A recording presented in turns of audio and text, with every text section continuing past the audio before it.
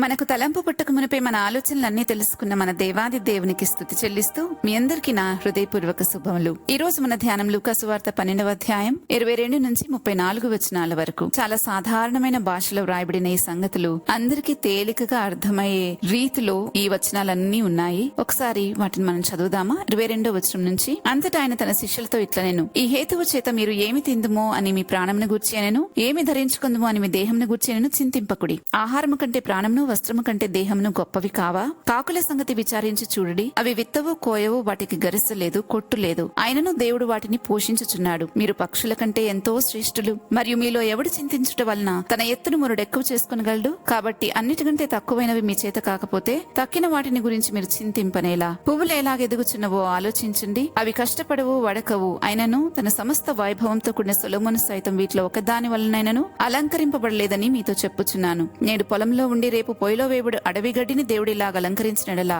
అల్ప విశ్వాసులారా, మీకు మరి ఎంతో నిశ్చయముగా వస్త్రములనిచ్చును. ఏమి తిందుమో ఏమి త్రాగుదుమో అని విచారింపకుడి, అనుమానము కలిగి ఉండకుడి. ఈ లోకపు జనులు వీటన్నిటిని వెతకుదురు, ఇవి మీకు కావలసి ఉన్నవని మీ తండ్రికి తెలియను. మీరైతే ఆయన రాజ్యమును వెతుకుడి, దానితో కూడా ఇవి మీకు అనుగ్రహింపబడును. చిన్నమందా భయపడుకుడి, మీకు రాజ్యం అనుగ్రహించుటకు మీ తండ్రికి ఇష్టమై ఉన్నది. మీకు కలిగిన వాటిని నమ్మి ధర్మం చేయడి. పాతగిలని సంచులను, పరలోకమందు అక్షయమైన ధనమును సంపాదించుకునుడి. అక్కడికి దొంగరాడు చిమ్మెట కొట్టదు. మీ ధనం ఎక్కడ ఉండునో అక్కడనే మీ హృదయము ఉండును. ఇంకా ఇక్కడ 23వ వచనంలో ప్రభు అంటున్నారు, ఆహారం కంటే ప్రాణంను, వస్త్రం కంటే దేహంను గొప్పవి కావా అని. గొప్ప వాటిని గురించి ఆలోచించి దాని గురించి చింతించకుండా చులకనైన వాటి కోసం చింతిస్తున్నామని ప్రభు శిష్యులతో అంటున్నారు. ఆహారం కంటే ప్రాణం గొప్పదైతే దాని గురించి ఆలోచించట్లేదు, ప్రాణాన్ని గురించి ఆలోచించట్లేదు. వస్త్రము కంటే దేహం గొప్పదైతే ఆ దేహాన్ని ఎలా మనం పవిత్రంగా ఉంచుకోవాలో ఆలోచించట్లేదు, వస్త్రాన్ని గురించి ఆలోచిస్తున్నాము. అందుకే ప్రభు అంటున్నారు, ఆయన రాజ్యాన్ని మొదట వెతకమంటున్నారు. దానిలో అన్నీ ఉంటాయి. ఒక మనిషిలోని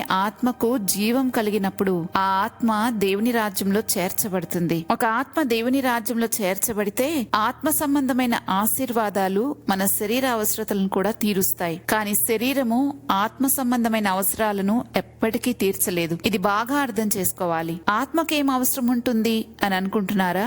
ఆత్మకు ఆకలి దప్పులుంటాయని వాక్యం చెప్తుంది. దాని కొరకు మరి మనం ఏం చెయ్యాలో కూడా యేసయ్య చెప్పారు. యోహాను సువార్త 6వ అధ్యాయం 35వ వచనంలో, జీవాహారము నేనే, నా యొద్దకొచ్చువాడు ఏమాత్రమును ఆకలి కొనడు, నా యందు విశ్వాసముంచువాడు ఎప్పుడునూ దప్పికొనడు అని. అంటే దేవుని నోటి నుండి వచ్చే ప్రతి మాట మన ఆత్మకు ఆహారమే. అదే మన ఆత్మకున్న ఆకలిని తీర్చేది. ఆయన యందున్న విశ్వాసమే మన ఆత్మకున్న దప్పిక తీరుస్తుందని ప్రభు స్పష్టంగా చెప్పారు. అయితే మనకు ఒక అనుమానం రావచ్చు, ఆత్మకేమైనా శరీరం ఉందా అని. ఆకలి దప్పులు ఉండటానికి ఆత్మకేమైనా శరీరం ఉందా అని. అంటే ఈ విషయంలో అవును, ఉందనే చెప్పాలి. భౌతికమైన నేత్రాలకు కనబడిన శరీరం ఉందనే చెప్పాలి. ఈ మాట అంటుంది నేను కాదు, దేవుని వాక్యమే. ప్రకృతి సంబంధమైన శరీరం ఉన్నది గనక ఆత్మ సంబంధమైన శరీరం కూడా ఉన్నది అని కొరింథీయులకు రాసిన మొదటి పత్రిక 15వ అధ్యాయం 44వ వచనంలో రాయబడింది. కాబట్టి ఆత్మ సంబంధమైన అవసరాలు దేవుని రాజ్యంలోనే తీర్చబడతాయి. ఎవరైతే ఆత్మను నీతి మూలంగా, ఆత్మ మూలంగా తిరిగి జన్మింప చేసుకుంటారో, జీవింప చేసుకుంటారో వారందరూ దేవుని రాజ్యంలో ప్రవేశిస్తారు. ప్రవేశించిన వారికి ఆత్మ సంబంధమైన అవసరాలన్నీ తీర్చబడతాయి. దేవుని రాజ్యంలో మన ప్రాణానికి,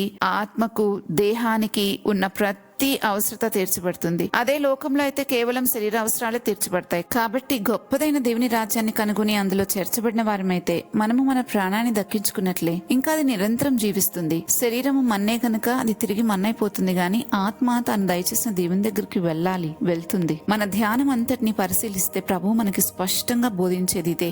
శరీరము కంటే ఆత్మ గొప్పది. భౌతిక అవసరాల కంటే ఆత్మ సంబంధమైన అవసరాలు అత్యంత ముఖ్యమైనవి. ఈ లోకము శరీర అవసరాలను మాత్రమే తాత్కాలికంగా తీరుస్తుంది, కానీ ఆత్మకు నిత్య జీవాన్ని ఇవ్వలేదు. ఆత్మ యొక్క అవసరాలను తీర్చలేదు. కానీ దేవుని రాజ్యంలో ప్రవేశించిన వారికి ఆత్మకు, ప్రాణానికి, దేహానికి అవసరమైన ప్రతిదీ ఆ రాజ్యంలో సమృద్ధిగా మనకు దొరుకుతాయి. సమృద్ధిగా మన ప్రతి అవసరత తీర్చబడుతుంది. అందుకే ఫిలిప్పీలకు రాసిన పత్రిక 4వ అధ్యాయం 19వ వచనంలో రాయబడింది, దేవుడు తన ఐశ్వర్యము చొప్పున క్రీస్తు యేసునందు మహిమలో మీ ప్రతి అవసరమును తీర్చును అని. దేవుని రాజ్యమే మహిమగల రాజ్యం. అందులో క్రీస్తు ద్వారా మనకి ప్రతి అవసరము తీర్చబడుతుంది. కాబట్టి మనం చింతలను విడిచిపెట్టి భయాలను పక్కన పెట్టి ముందుగా దేవుని రాజ్యాన్ని వెతకాలి. అప్పుడు మన ఆత్మ ఆకలిని దేవుని వాక్యమే తీరుస్తుంది. దప్పికను క్రీస్తుపై విశ్వాసమే తీరుస్తుంది. నశించిపోయే శరీరాన్ని కాకుండా నిత్యంగా జీవించే ఆత్మను సంపాదించుకోవడమే నిజమైన జ్ఞానం. అందువల్ల మన జీవితం అంతా దేవుని రాజ్యంలో కొనసాగితే మనం కేవలం ఈ లోకానికి మాత్రమే కాకుండా నిత్య జీవానికి సిద్ధపరచబడిన వారమవుతాం. ఇదే ప్రభు మనకిచ్చే గొప్ప నిరీక్షణ. ఇదే మన విశ్వాసపు విజయం కూడా. ప్రార్థించుకుందామా? పరిశుద్ధుడైన మా తండ్రి, నీకు స్తోత్రాలు చెల్లిస్తున్నాము ప్రభువా. ఈనాటి ఈ వాక్య భాగంలో నుంచి మాకు తెలియచేసిన గొప్ప సంగతులను బట్టి నీకు స్తోత్రాలు. మేమైతే ఇంతకు ముందు గొప్ప వాటిని చులకనగాను, చులకనైన వాటిని గొప్పవిగాను ఎంచుకుని చాలా మమ్మల్ని మేమే మోసం చేసుకున్నాం. నాయన, మమ్మల్ని క్షమించమని ప్రార్థిస్తున్నాం. దేవా, నిజంగా విలువ ఇవ్వాల్సిన వాటికి ఇవ్వకుండా, ఇవ్వకూడని వాటికి, అవసరం లేని వాటికి ఎంతో విలువనిస్తూ ఒకరినొకరము ఎంతో హర్ట్ చేసుకుంటూ బ్రతికిన సందర్భాలు మా జీవితాల్లో ఉన్నాయి. దయచేసి వాటి విషయంలో మమ్మల్ని క్షమించి అయ్యా, ఈ రోజు మీరు చెప్పినట్లుగా గొప్ప వాటిని గొప్పవిగా ఎంచుకుని ఈ రాజ్యంలో ప్రవేశించి ప్రభా మా ప్రతి అవసరత తీర్చబడినట్లుగా దేవా మేము ఎన్నటెన్నటికి నీలో కొనసాగడానికి కృప చూపమని, నిత్య జీవంలో చేరుకోవడానికి ఎటువంటి ఆటంకం మా జీవితాల్లో లేకుండా సహాయం చేయమని బ్రతిమాలుతూ ఈ మనలను యేసుక్రీస్తు ప్రభా నామంలో వేడుకుంటున్నాము తండ్రి. ఆమెన్. రేపటి ధ్యానంలో మళ్ళా తిరిగి కలుద్దాం. అంతవరకు దేవుని కృప మనందరికీ తోడైండును గాక. ఆమెన్.